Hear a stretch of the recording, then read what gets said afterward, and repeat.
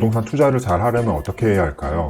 이제 막 아파트에 관심을 갖기 시작한 분들, 혹은 이제 내 집 마련을 하려는 분들은 어떤 아파트를 사야 할지 고민일 것 같은데요. 물론 실거주 집을 사서 안정적인 내 집에 사는 것도 좋지만 이왕이면 그 집의 가격이 오르면 더 좋습니다. 아무리 실거주라도 내 집 값이 하락하면 신경이 쓰이고 가격이 상승하면 기분이 좋은 건 어쩔 수 없습니다.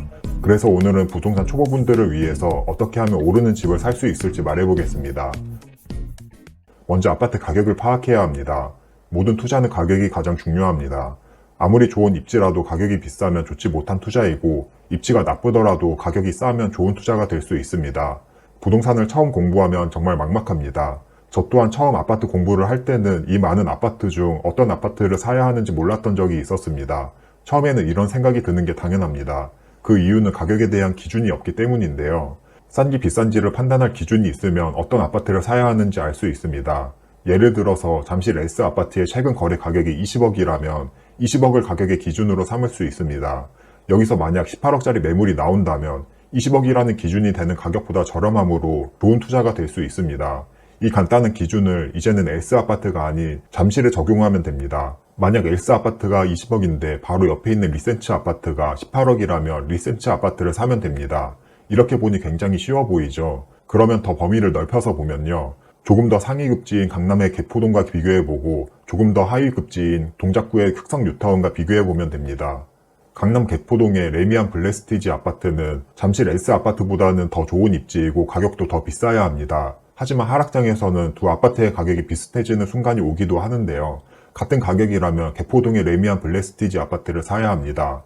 이번에 흑석동의 아크로 리버하임과 비교를 해보면요. 상위 급지인 잠실 S아파트가 더 비싸야 하는 게 맞습니다. 하지만 아크로 리버하임과 S아파트의 가격이 비슷해진다면 어느 아파트를 사야 할까요? 당연히 잠실 S아파트를 사야 합니다. 이렇게 내가 아는 아파트의 범위를 늘려나가고 그 아파트들의 시세를 파악한다면 훨씬 좋은 투자를 할 수 있습니다. 아무것도 모르는 불인이도 하루 30분 투자해서 저평가 아파트 찾는 방법을 익힐 수 있습니다. 내가 관심 있는 아파트 10개의 시세를 매일 파악해보세요. 그러면 그 아파트의 가격이 내 머릿속에 남고 가격의 순위도 확실히 알 수 있습니다. 그리고 분명 더 비쌌던 아파트가 더 저렴해지는 순간이 옵니다. 그러면 그때가 투자 타이밍이 될 수 있습니다. 여기까지 잘 따라오셨으면 이제 반 온 건데요. 하지만 여기서 한 가지 큰 문제점이 있습니다. 아무리 가격 파악을 잘 해놓고 비교를 통해서 더 저평가된 아파트를 찾았다고 하더라도 그 시기 자체가 비싼 시기일 수도 있다는 것입니다. 예를 들어서 2021년 부동산 고점일 때 아무리 상대적으로 저렴하고 저평가된 아파트를 샀다고 해도 지금 이 시점에는 가격이 하락한 상태일 것입니다. 그래서 상대적으로 저렴한지를 보기 전에 먼저 상대적으로 저렴한 시기인지를 꼭 봐야 합니다. 2016년에 서울에 내 집을 마련하는 것과 2021년에 서울에 내 집을 마련하는 것은 엄청난 차이가 납니다. 그러면 부동산 고점인 시기와 저평가인 시기는 어떻게 파악할 수 있을까요? 이에 대해서는 과거를 보면 답이 나옵니다. 2021년 부동산 고점일 때를 생각해보세요. 그때 당시에는 모두가 부동산에 열광했을 때입니다. 왜냐하면 아파트 가격이 엄청나게 상승해왔기 때문입니다. 특히 전국의 아파트 가격이 상승하는 현상을 보이면 그때는 부동산 고점일 확률이 90% 이상입니다. 2015년부터 2019년까지는 서울 수도권 핵심 입지 아파트 위주로 상승했습니다. 하지만 2020년부터는 인천을 비롯해서 지방의 아파트도 폭등하는 현상을 보였는데요. 물론 서울의 아파트도 이때 엄청난 상승을 했습니다. 이렇게 안 오른 곳을 찾기 힘들 만큼 모든 아파트가 다 오르는 현상이 있을 때는 부동산 고점이라고 심플하게 이해하면 됩니다. 반면 2019년도와 같이 서울 수도권만 오르고 인천과 지방이 오르지 않은 상황이라면 부동산 고점이라고 보기는 힘들겠죠. 이때는 상대적으로 덜 오른 인천과 지방에 투자하는 게 맞습니다. 부동산 가격이 저평가일 때는 반대의 현상이 나타납니다. 오랜 기간 부동산이 침체되어 있는 상태인데요. 이때는 사람들이 부동산에 관심을 갖지 않습니다. 당연히 아파트 가격도 횡보하거나 하락하니 재미도 없습니다. 하지만 반대로 이렇게 오르지 않았다는 말은 앞으로 오를 여력이 많이 있다는 뜻입니다.